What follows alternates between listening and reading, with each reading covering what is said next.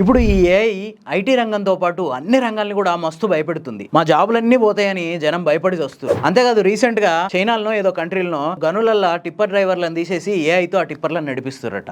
So ఇది తెలిసిన కాంచి జనం ఇంకా భయపడుతుంది. కానీ ప్రపంచ దేశాలు మాత్రం ఈ ఏఐలో ముందుండాలని పోటీ పడుతున్నాయి. ఎందుకంటే ఈ ఏఐని అద్భుతంగా డెవలప్ చేసుకొని దీంట్లోనే జనానికి ఉద్యోగ అవకాశాలు కల్పించాలనేది ప్రపంచ దేశాల ఉద్దేశం. దీనికోసం ఒక 2-3 ఏళ్ల నుంచి ప్రపంచంలో చాలా దేశాలల్లో రకరకాల కాన్ఫరెన్స్లు జరుగుతున్నాయి. ఈ 3 ఏళ్లలో 120 వరకు కాన్ఫరెన్స్లు జరిగినాయంట. ఈ కాన్ఫరెన్స్లల్లో అన్ని దేశాలు పాల్గొంటున్నాయి. ఇందులో అన్ని దేశాలు రీసెర్చ్ పేపర్లు కూడా సబ్మిట్ చేస్తున్నాయి. ఈ 3 ఏళ్ల నుంచి 669 రీసెర్చ్ పేపర్లని అమెరికా నుంచి సబ్మిట్ చేసిరంట. ఆ తర్వాత ప్లేస్ లో చైనా ఉంది. ఇది 228 రీసెర్చ్ పేపర్లను సబ్మిట్ చేసింది. మన ఇండియా వచ్చేసరికి 7th ప్లేస్ లో ఉంది.